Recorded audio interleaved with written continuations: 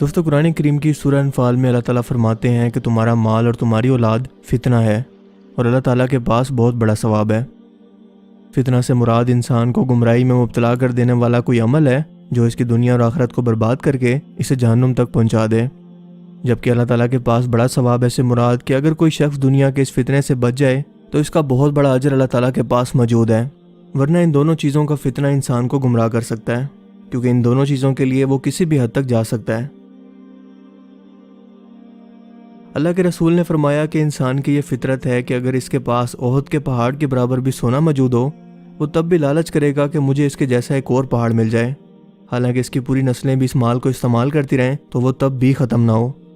کیونکہ مدینہ میں موجود یہ احد پہاڑ 3533 فٹ اونچا اور 7 کلومیٹر لمبا ہے۔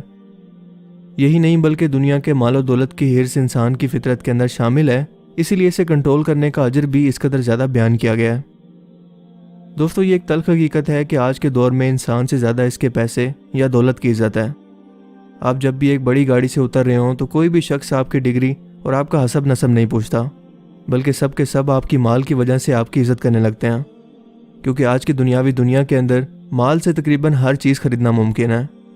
اس دنیاوی ہرز نے آج کے صرف نام کے باقی رہ جانے والے مسلمانوں کو نہ صرف گمراہ کر دیا ہے، بلکہ وہ اپنے لاکھوں کروڑوں فالورز کو بھی مسلمان ہو کر بت پرست بننے کی باقاعدہ تبلیغ کر رہے ہیں۔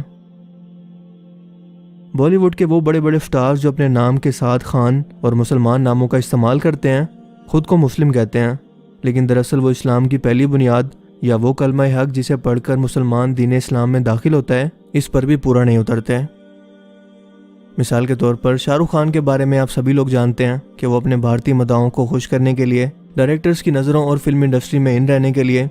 اور اپنی وفاداری بھارت کو ثابت کرنے کے لیے کئی بار یہ میڈیا کے اندر کہہ چکا ہے کہ میرا کوئی دین نہیں ہے، میرا دین میرا ملک انڈیا ہے۔ اس کے علاوہ یہ بھی کہہ چکا ہے کہ دین یا مذہب کسی کی زندگی کے اندر ہونا بھی نہیں چاہیے،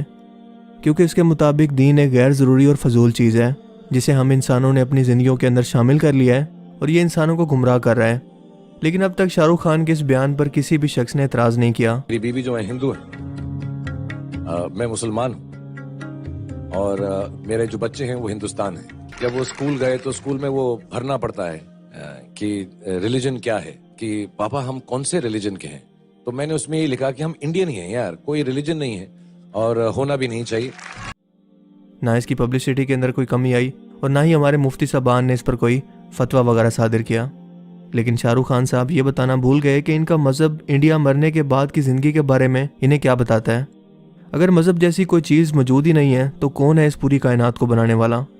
کیا یہ عظیم الشان کائنات خود سے بن گئی؟ اور سب سے بڑھ کر کے مرنے کے بعد ان کے ساتھ کیا ہونے والا ہے؟ کیا ہم انسانوں کا یا اس شخص کا پیدا ہونا محض اتفاق ہے کہ ہم سب پیدا ہو کر فنا ہو جائیں گے، یا پھر دوبارہ سے جنم لیں گے، جو کہ ہندوؤں کا عقیدہ ہے؟ شاہ رخ خان کی بیوی گوری خان، جس کے ساتھ 1991 میں اس کی شادی ہوئی، ایک ہندو مذہب سے تعلق رکھتی ہے، اور ہم جانتے ہیں کہ اسلام میں اہل کتاب یعنی کرسچن اور جیوز سے نکاح کرنا تو جائز ہے، لیکن ایک غیر مسلم عورت سے نہیں۔ آپ جانتے ہیں کہ بچوں کی تربیت بھی ماں ہی کیا کرتی ہے، لہٰذا اس کے گھر کے اندر اس کے بچے بت پرستی کرتے ہیں، جس کی ویڈیو سوشل میڈیا پر آپ کو ہر جگہ دیکھنے کو مل جائیں گی۔ اس کو گایتری منتر آتا ہے پورا، مین پوجا یہی کرے گا۔ So next to Ganesh and Lakshmi we have the Quran also there,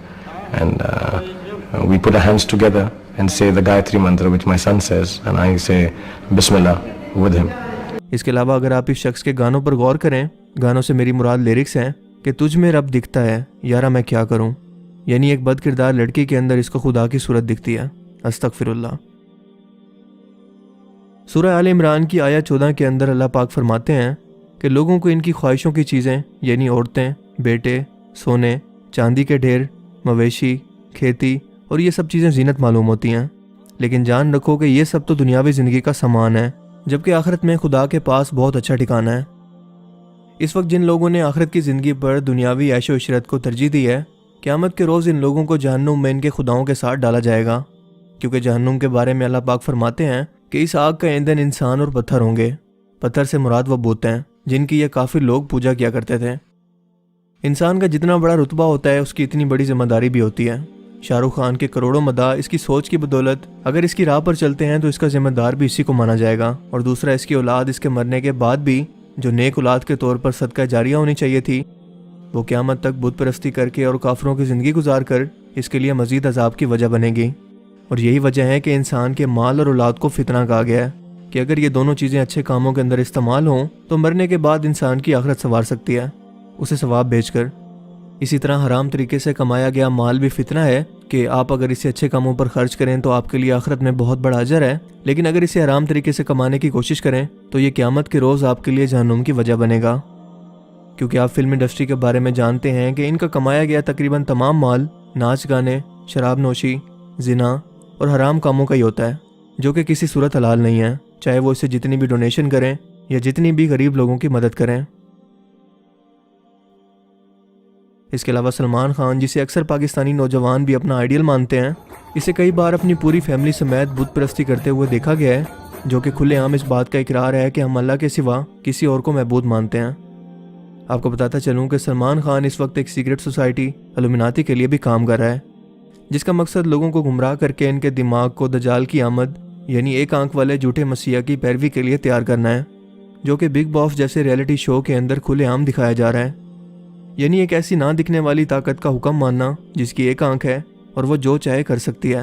انسان کو بنا سوال کیے اس کا حکم ماننا ہے، وہ بہت زیادہ طاقتور ہے، اس کے پاس آپ کو دینے اور چھیننے کی طاقت ہے۔ اگر آپ اس کی پیروی کریں گے تو آپ کو یہاں پر سب کچھ ملے گا، ورنہ کچھ بھی نہیں۔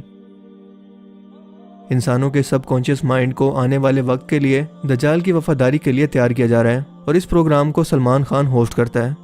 بلکہ باقاعدہ ایک مورے کے طور پر ان کے لیے کام کر رہا ہے، جس کا اندازہ آپ اس کے سٹینک سائنس کو دیکھ کر لگا سکتے ہیں۔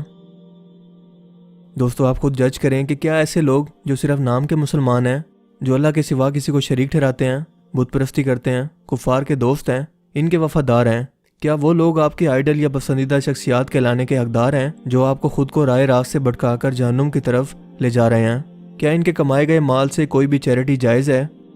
یا پھر تاریخ کی سلطان صلاح الدین ایوبی، محمد بن قاسم، عمر بن عبدالعزیز یا خالد بن ولید جیسے عظیم سپہ سالار، یا پھر کائنات کی سب سے عظیم ہستی حضرت محمد صلی اللہ علیہ وآلہ وسلم کو آپ کی پسندیدہ شخصیت ہونے کا حق حاصل ہے، جس نے رو رو کر اپنی امت کی معافی کے لیے اللہ تعالیٰ سے دعائیں مانگی، لیکن امت کا حال یہ ہے کہ اس نے چند پیسوں اور شہرت کی خاطر اپنا دین تک بیچ کر بہت گھاٹے کا سودا کر لیا ہے۔ اپنے دل پر ہاتھ رکھ کر بتائیں کہ کیا ان لوگوں سے، یعنی کہ ان کے قول و فعل سے کیا اسلام ثابت ہوتا ہے؟ کیا ان لوگوں کو دیکھ کر کبھی آپ کو خدا یاد آیا؟ ایک بار سوچئے گا ضرور، کیونکہ اس طرح کے فتنے ہر دور کے اندر اٹھتے رہتے ہیں، اور آج ہر گھر میں ٹی وی اور انٹرنیٹ نے آج کے دور کے اندر اس شدت کو بڑھا دیا ہے۔ لیکن اللہ تعالیٰ نے انسان کو اشرف المخلوقات بھی اسی لیے بنایا ہے کہ وہ سوچنے سمجھنے کی صلاحیت رکھتا ہے اور اچھے اور برے کا فرق کر سکتا ہے، کیونکہ وہ جانور نہیں ہے۔ لہٰذا ان فتنوں کو پہچان کر اپنے ایمان کی حفاظت کریں تاکہ کل کو اللہ تعالیٰ کے حضور شرمندہ نہ ہونا پڑے۔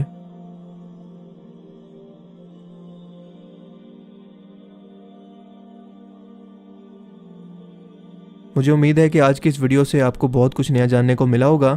اور آپ کو یہ ویڈیو پسند آیا ہوگا۔